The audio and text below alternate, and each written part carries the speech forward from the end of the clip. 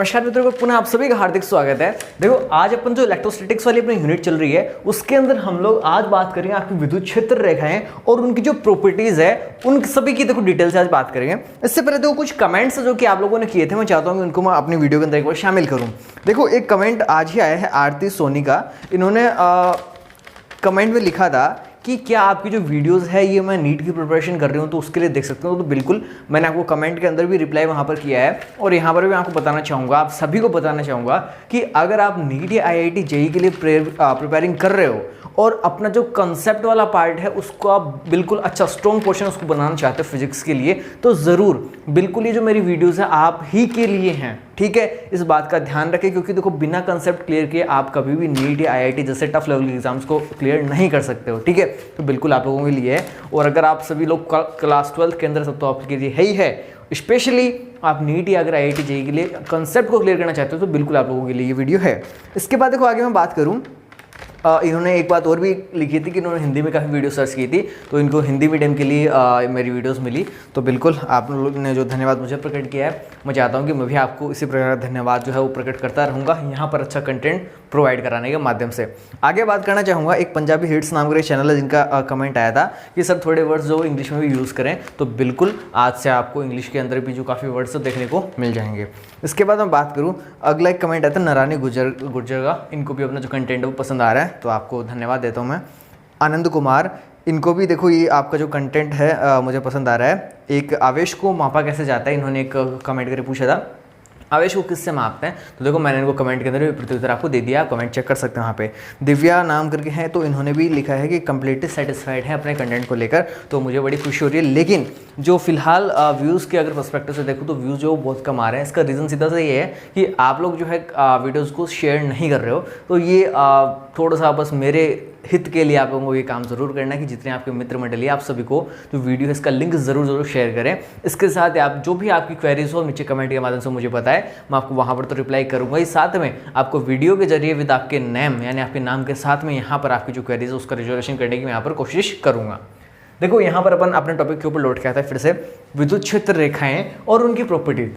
इससे पहले बात करना चाहेंगे कि विद्युत क्षेत्र रेखाएं कहते किनको है। ठीक है, तो देखो मैं यहाँ पर कुछ आपके सामने ड्रॉ करने जा रहा हूँ, एक छोटा सा डायग्राम टाइप मान लो, वैसे तो आज पूरा का पूरा काम डायग्राम के माध्यम से ही होगा। ये देखो कोई मैं ले रहा हूँ +Q आवेश यानी कि कोई धन आवेश है, एक यहाँ पर मैं बात कर रहा हूँ ऋण आवेश, ये -Q कोई चार्ज है।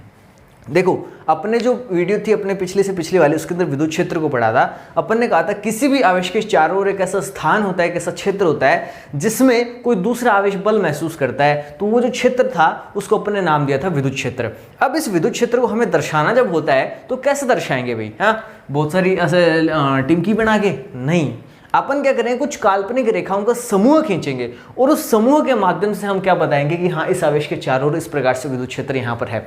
लेकिन ये जो क्षेत्र रेखाएं हैं ये ऐसे नहीं कि हर कैसे अपन ने खींच दी लाइनें और अपना काम हो गया, ऐसा कुछ बिल्कुल भी नहीं है। ठीक है, तो आज अपनी जो वीडियो जिसके अंदर हम लोग इन विद्युत क्षेत्र रेखाओं की प्रॉपर्टीज जानेंगे, तो प्रॉपर्टीज के अंदर हमें पता चलेगा कि किस प्रकार की ये रेखाएं हम लोग खींचेंगे जो कि इन आवेश के चारों ओर जो इनका विद्युत क्षेत्र उसको दर्शाएंगे। ठीक है, तो देखो मैं प्रारंभ करने जा रहा हूँ। जो पहली प्रॉपर्टी मान लो आप चाहे इसकी, अब मैं आपको देखो यहाँ पर डायग्राम के माध्यम से बताना चाहूंगा। जो पहली प्रॉपर्टी देखो ये तो आपको क्लियर होगा ना कि विद्युत क्षेत्र रेखाएं कहते किसको है। विद्युत क्षेत्र को किसी आवेश के चारों ओर दर्शाने के लिए जिन काल्पनिक रेखाओं का समूह खींचा जाता है ना उनको अपन बोलते हैं विद्युत क्षेत्र रेखाएं। नोट्स के अंदर आपको इसकी जो डेफिनेशन है वो मिल जाएगी। ठीक है, डिस्क्रिप्शन के अंदर नोट्स होते हैं, ब्लू कलर की लिंक होती है जिसके ऊपर आप क्लिक करोगे तो डायरेक्टली आपको PDF के अंदर नोट्स मिल जाएंगे। अब बात आती है प्रॉपर्टीज की।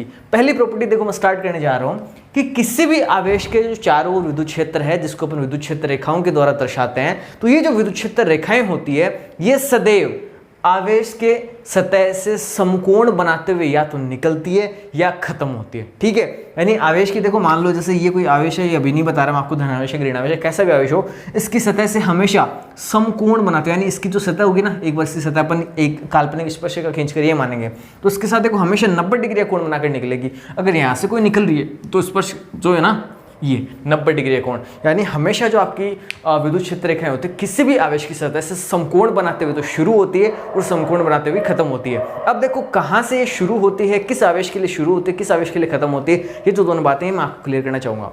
हमेशा ध्यान रखना जो आपका विद्युत क्षेत्र होता है उसकी दिशा होती है धनात्मक से ऋणात्मक की ओर, ठीक है। तो जो आपका धन आवेश होगा सदैव इसके चारों ओर जो विद्युत क्षेत्र रेखाएं होंगी ना वो हमेशा इस धन आवेश से बाहर की ओर निकलेंगी, हमेशा। ये बात आप जो है गांठ बांध लेना, इसकी सतह के साथ 90 डिग्री का कोण बनाते हुए हमेशा धन आवेश की सतह से बाहर की ओर क्या होगी, विद्युत क्षेत्र रेखाओं की दिशा होगी, ठीक है। पहली चीज क्लियर है। मैंने क्या किया, देखो इस धनावेश के चारों ओर इसका विद्युत क्षेत्र दर्शाने के लिए कुछ काल्पनिक रेखाएं इसके चारों ओर खींची, और किस प्रकार से खींची है ध्यान रखना, इस आवेश से बाहर निकलती हुई। तो इससे आप क्या समझे कि किसी भी धनावेश के चारों ओर जो खींची की विद्युत क्षेत्र रेखाएं होती है वो हमेशा धनावेश से बाहर की ओर होती है, ठीक है। अब बात आ जाती है इसके ऊपर, यानी ऋण आवेश की बात करते हैं जब अपन, तो देखो ऋण आवेश पर होता तो सेम ही काम है कि समकोण बनाते हुए निकलती है, निकलती नहीं, यहां पर होगी देखो समाप्त। हमेशा विद्युत क्षेत्र की जो दिशा होती है वो धनावेश से ऋण आवेश की ओर होती है। तो सेम टू सेम जो विद्युत क्षेत्र रेखाएं होंगी ना इसकी चारों जो अपन खींचेंगे वो भी, यानी उनकी जो दिशा है वो भी इस माइनस वाले जो नेगेटिव आपका चार्ज है इसकी ओर होगी, टुवर्ड्स दिस नेगेटिव चार्ज, यानी इस प्रकार से। तो इस आवेश की चारों ओर जो हम विद्युत क्षेत्र रेखाएं खींचेंगे वो इस प्रकार से इस आवेश की ओर आती हुई अपन को खींचनी पड़ेगी। देखो ये कुछ प्रॉपर्टीज जो अपने आगे जाके कहीं पर काम आएगी, और इनसे देखो डायरेक्टली क्वेश्चन भी आता है, विद्युत क्षेत्र रेखाओं के कोई 4 गुण लिखें, तो वहां पर आपसे जो डायरेक्टली क्वेश्चन पूछ लिया तो उसके अंदर आपको कोई 4 बातें बतानी पड़ेगी। मैं आपको टोटल 10 बातें यहाँ पर बताऊंगा, ठीक है। पहली बात मैंने आपको ये बताई कि जो आपकी विद्युत क्षेत्र रेखाएं हैं धनावेश से हमेशा बाहर की ओर निकलती है और ऋण आवेश में सदा ऋण आवेश की ओर आती है, ठीक है। दूसरी प्रॉपर्टी के रूप में आप इसको मान सकते हो, जो विद्युत क्षेत्र रेखाएं होती है वो किसी भी आवेश की सतह से सदैव समकोण बनाते हुए तो प्रारंभ होती है और समकोण बनाते हुए हमेशा क्या होती है, समाप्त होती है। इसके बाद आगे वाली प्रॉपर्टी पे अपन चलते हैं, ठीक है। आगे वाली प्रॉपर्टी देखो क्या कह रही है, किसी भी विद्युत क्षेत्र रेखा के किसी भी बिंदु पर, देखो मान लो कोई विद्युत क्षेत्र रेखा थी ऐसे जा रही थी, ये थोड़ी सी डार्क बना देता हूं, ये मान लो कि कोई विद्युत क्षेत्र रेखा थी वो ऐसे जा रही थी, ठीक है। किसी भी विद्युत क्षेत्र रेखा के किसी भी बिंदु पर, मान लो मैंने यहां पर एक बिंदु लिया, आप कहीं पर भी कोई बिंदु ले लो, मान लिया मैंने इस बिंदु को नाम दिया है P, इस बिंदु को मैंने नाम दे दिया Q, इस बिंदु को नाम दे दिया मैंने R, ठीक है। इस वाली प्रॉपर्टी को ध्यान से सुनना, बड़ी इंपॉर्टेंट प्रॉपर्टी है ये, और इससे जो जुड़ी हुई अगली जो प्रॉपर्टी आएगी उसको आपको पता होना चाहिए कि कोई भी विद्युत क्षेत्र रेखा होती है उसके किसी बिंदु पर खींची गई स्पर्श रेखा उस बिंदु पर विद्युत क्षेत्र की दिशा को बताती है। आप सभी को पता है विद्युत क्षेत्र जिसको अपन ई वेक्टर से दर्शाते हैं, वेक्टर का मतलब क्या है, ये एक सदिश राशि है, यानी हर जगह इसकी दिशा जो उसमें चेंज आएगा। तो देखो दिशा का पता अपन कैसे लगाते हैं, विद्युत जो आपकी क्षेत्र रेखा है इसके किसी बिंदु पर खींची गई स्पर्श रेखा उस बिंदु पर विद्युत क्षेत्र की दिशा को बताती है। यानी अगर मैं देखो इस बिंदु की बात करूं, इस बिंदु पर कोई स्पर्श रेखा खींचता हूं इस प्रकार से, तो ये स्पर्श रेखा क्या बताएगी मेरे को, इस बिंदु P पर विद्युत क्षेत्र की दिशा को बताएगी। अब देखना ये जो बिंदु Q है इसके ऊपर मैं स्पर्श रेखा खींचता हूं तो किस प्रकार की खींची जाएगी, इस प्रकार से खींची जाएगी, यानी ये आपकी बिंदु Q के ऊपर विद्युत क्षेत्र की दिशा है। देखो ये वाली दिशा तो यूं इंगित हो रही थी और ये इस प्रकार से जा रही है ना, दोनों अलग अलग होगी, इसका मतलब हर बिंदु पर विद्युत क्षेत्र की दिशा क्या होगी, अलग अलग होगी। ठीक इसी प्रकार अगर मैं इस R बिंदु की बात करूं तो यहां पर जो खींची गई स्पर्श रेखा होगी वो कुछ इस प्रकार से होकर निकलेगी, तो यहां पर विद्युत क्षेत्र की दिशा कौन सी होगी, ये वाली होगी। यानी विद्युत बल जो विद्युत क्षेत्र रेखा है इसके प्रत्येक बिंदु पर आप जो स्पर्श रेखा खींचोगे वो स्पर्श रेखा विद्युत क्षेत्र की दिशा को उस बिंदु पर बताएगी। अगली प्रॉपर्टी पे अपन जाते हैं। मान लिया एक विद्युत क्षेत्र रेखा जो थी वो आपकी जा रही थी इस प्रकार से, एक दूसरी थी वो जा रही थी इस प्रकार से, ठीक है। दोनों ने आपस में एक दूसरे को मान लो एक बार काट लिया। अब देखो अगर दोनों काट लेते हैं तो कटान बिंदु, इसके ऊपर बात करते हैं। इस कटान बिंदु पर मैं अगर इस वाले विद्युत क्षेत्र रेखा के लिए बात करूंगा तो जो स्पर्श रेखा खींचूंगा इस प्रकार से खींची जाएगी, ठीक है। और इस वाली विद्युत क्षेत्र रेखा के लिए बात करूंगा तो कटान बिंदु विद्युत क्षेत्र रेखा इस प्रकार से खींची जाएगी। अब इसका मतलब देखना क्या अर्थ से अनर्थ हो गया हमारा, एक ही बिंदु पर विद्युत क्षेत्र की दो अलग अलग दिशाएं हो गई जो कि कदापि संभव नहीं है। तो ध्यान आपको क्या रखना है कि कभी भी दो विद्युत क्षेत्र रेखाएं आपस में एक दूसरे को नहीं काटती। Two electric field line does not intersect each other, ठीक है। आपको नोट्स के अंदर ये और प्रॉपर तरीके से मैंने यहाँ पर लिख के दे रखा है, तो ये भी आपको ये प्रॉपर्टी ध्यान में रखनी है। अगली प्रॉपर्टी मूव होते हैं। देखो ये जो विद्युत क्षेत्र रेखाएं हैं, अगर विद्युत क्षेत्र रेखाएं सारी की सारी एकदम से एक दूसरे के समांतर हो, जैसे ये एक विद्युत क्षेत्र रेखा, दूसरी, तीसरी, चौथी, मतलब कितनी भी हो, अगर सारी की सारी एक दूसरे के बिल्कुल समांतर होकर निकल रही है तो ऐसा जो विद्युत क्षेत्र होता है इसको हम बोलते हैं समविद्युत क्षेत्र। इसको देखो अपन काम में लेंगे इस चैप्टर के जब अपन पढ़ेंगे ना द्विध्रुव और द्विध्रुव आघूर्ण, डायपोल एंड डायपोल मोमेंट, उसके अंदर हम वहां पर काम में लेंगे समविद्युत क्षेत्र को, ठीक है। सॉरी, इसका आप सभी को पता होना चाहिए। आगे बढ़ते हैं, अगली जो प्रॉपर्टी आती है वो क्या हमें कहती है। देखो एक प्रॉपर्टी ये होती है, मान लो आपके पास कोई धातु का चालक गोला है, ठीक है। धातु के चालक गोले के अंदर से, या फिर आप यूं कह सकते हो कि धातु के अंदर से कभी भी आपकी विद्युत क्षेत्र रेखा आर पार उसके अंदर प्रवेश नहीं कर सकती। क्या ध्यान रखना आपको, किसी भी धातु के अंदर विद्युत क्षेत्र रेखा प्रवेश नहीं कर सकती। ये प्रॉपर्टी आपकी बुक के अंदर देखो शायद नहीं है, एनसीईआरटी सिलेबस के अंदर ये वाली प्रॉपर्टी है, लेकिन बड़ी इंपॉर्टेंट है। आपके भले इसके अंदर लिखी भी नहीं हो यहाँ पर, लेकिन आगे जब अपन न्यूमेरिकल करेंगे ना आप ही के सिलेबस के अंदर, तो उसके अंदर ये वाली property same to same property काम आने वाली है। आपको वहां पर पूछेंगे कि कोई आपको धातु का खोखला चालक गोला दे देंगे और उसके अंदर आपसे विद्युत क्षेत्र का मान पूछेंगे, तो आप क्या बताओगे, अंदर विद्युत क्षेत्र का मान होता है 0। कैसे पता चला, इस प्रॉपर्टी से हमें पता चला कि किसी भी धातु के खोखले गोले के अंदर या किसी भी चालक गोले के अंदर विद्युत क्षेत्र की जो तीव्रता होती है वो शून्य होती है। क्यों? क्योंकि वहां पर कोई भी विद्युत क्षेत्र रेखा प्रवेश नहीं करती, वहां से कोई विद्युत क्षेत्र रेखा गुजरती नहीं है, ठीक है। आगे बात करते हैं, अगली प्रॉपर्टी पे अपन मूव होते हैं। अगली प्रॉपर्टी देखो हमें क्या कहती है कि आवेश के निकट विद्युत क्षेत्र रेखाएं काफी सघन होती है। इस कारण से आवेश के निकट विद्युत क्षेत्र की तीव्रता जो होती है वो ज्यादा होती है, या हम कह सकते हैं प्रबलता जो होती है ज्यादा होती है। अब देख लो, इसको आप खुद ही देखो, ये एक आवेश है, अगर मैं इसके पास से बढ़ाना चाहूं तो देखो इतनी सारी ये है, इसको मैं आगे बढ़ा रहा हूं, इसको और आगे बढ़ा रहा हूं, तो देखो आपने क्या देखा कि लगातार इनके बीच की दूरी बढ़ती जा रही है।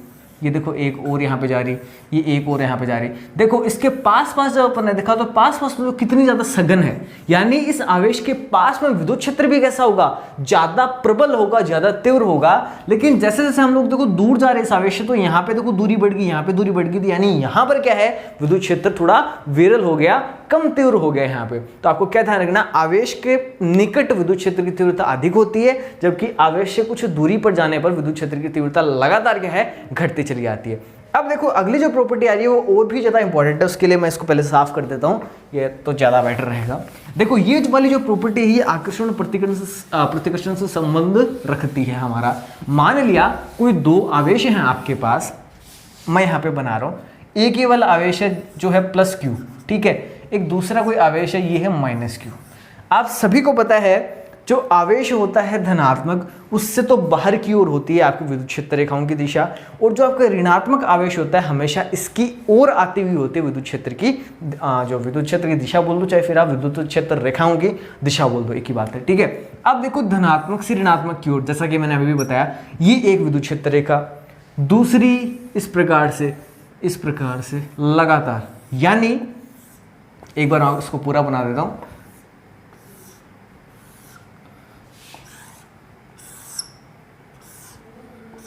इसका मतलब देखिए क्या है, अगर दो विजातीय आवेश हों, विजातीय का मतलब क्या है, जो दो अलग अलग हों, एक धनात्मक अपन ने लिया है, दूसरा ऋणात्मक लिया है। आप सभी को पता है धनात्मक आवेश से बाहर की ओर विद्युत क्षेत्र रेखाएं निकलती है और ऋणात्मक आवेश की ओर निकलती है। मैंने आपको शुरुआत में ये भी कहा था कि जो आपकी विद्युत क्षेत्र रेखाओं की दिशा होती है वो हमेशा धनात्मक से ऋणात्मक की ओर होती है। अब देखो क्या हो रहा है, ये एक धनात्मक आवेश है, इससे जो विद्युत क्षेत्र रेखा निकलेगी वो कहां पर जाके समाप्त होगी, ऋणावेश पर जाके समाप्त होगी। इसलिए आपको क्या ध्यान में रखना है कि जब भी कभी दो विजातीय आवेश आए या फिर दो अलग अलग प्रकृति के आवेश आते हैं तो उनके मध्य जो विद्युत क्षेत्र रेखाओं का जो पैटर्न होता है वो होगा बिल्कुल इस प्रकार का, ठीक है। ये चीज आपको ध्यान में रखनी है। अगली जो प्रॉपर्टी आती है वो इसी से संबंधित है, जिसके अंदर अपन लोग दोनों जो आवेश है वो समान प्रकृति के लेंगे, ठीक है। और भी ज्यादा इंपॉर्टेंट ये वाली देखना, क्योंकि इसके अंदर एक बिंदु आता है जिसको अपन नल पॉइंट बोलते हैं, ये इंपॉर्टेंट है यहाँ पे देखना। मान लो मैं दोनों जो आवेश है वो धनात्मक ले रहा हूँ, ये एक +Q आवेश है,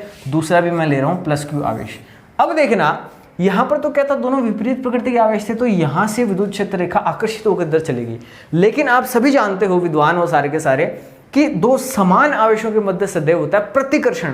तो जो पहले क्षेत्र रेखाएं एक दूसरे के निकट आ रही थी आकर्षण के कारण, अब यही एक दूसरे से क्या जाएंगी, क्या होना चाहेंगी, दूर दूर होना चाहेंगी।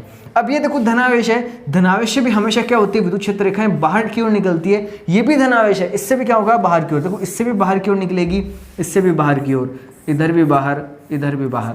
अब देखो जिस विद्युत क्षेत्र रेखा को इस साइड जाना चाहिए था, इधर सामने जाना चाहिए था, ये इधर सामने नहीं जा पा रही। इस वाली को जहां पे इधर सामने जाना चाहिए था, इधर सामने नहीं जाकर ऐसे मुड़ रही है।